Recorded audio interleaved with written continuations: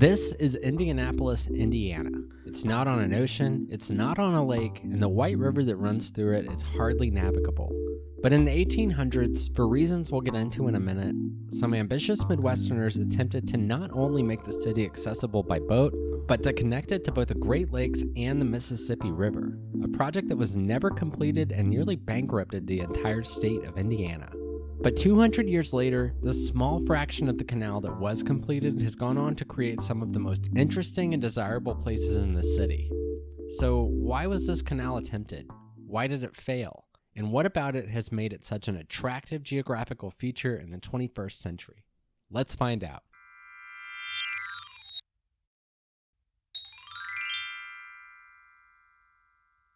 The Indiana Central Canal.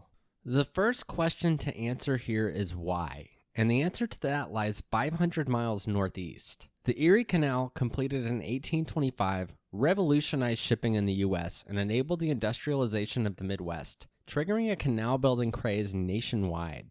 The newly fledged state of Indiana, just 21 years old at the time, wanted in on the action, and in 1836 passed a $10 million infrastructure package called the Indiana Mammoth Internal Improvement Act.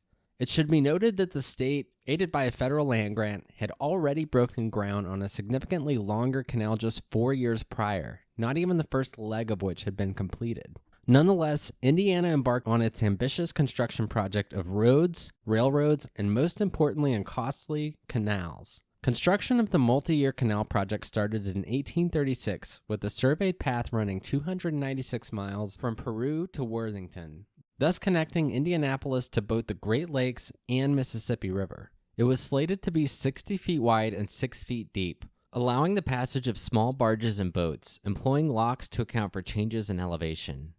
The state had borrowed heavily for its Mammoth Act construction projects, but just 1 year after passing the act, the Panic of 1837 struck the country, greatly reducing commerce and putting the state's ambitious and highly leveraged projects under scrutiny. In the years immediately after the crash, the state's annual debt payments regularly exceeded 5 times their annual revenue. The funding model for the canal, which would have used revenue from pieces of it as it was completed, failed due to poor planning and prioritizing segments based on political impulses rather than immediate financial viability.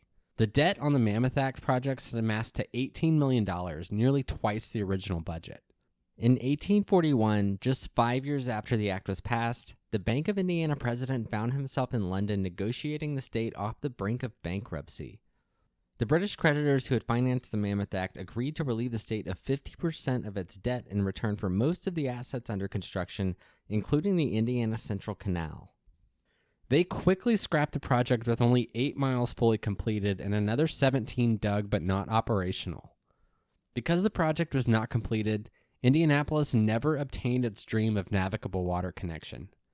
The failure of the Mammoth Act solidified the demise of the Whig Party in the state of Indiana and hurt the state financially for years. The Indiana Central Canal today runs between 2 points on the White River entirely within the city of Indianapolis, and although it never served as a shipping canal, it has historically been used for both power generation and a source of water for the city. And most importantly for me, it has created some of the most unique and interesting spaces in the entire city of Indianapolis. Unlike the natural rivers and creeks that dot Indy, the canal level is entirely controlled, providing a constant water level not a risk of ordinary flooding. Broad Ripple, located at the canal's intake from the White River, was established along the canal and originally incorporated as its own town.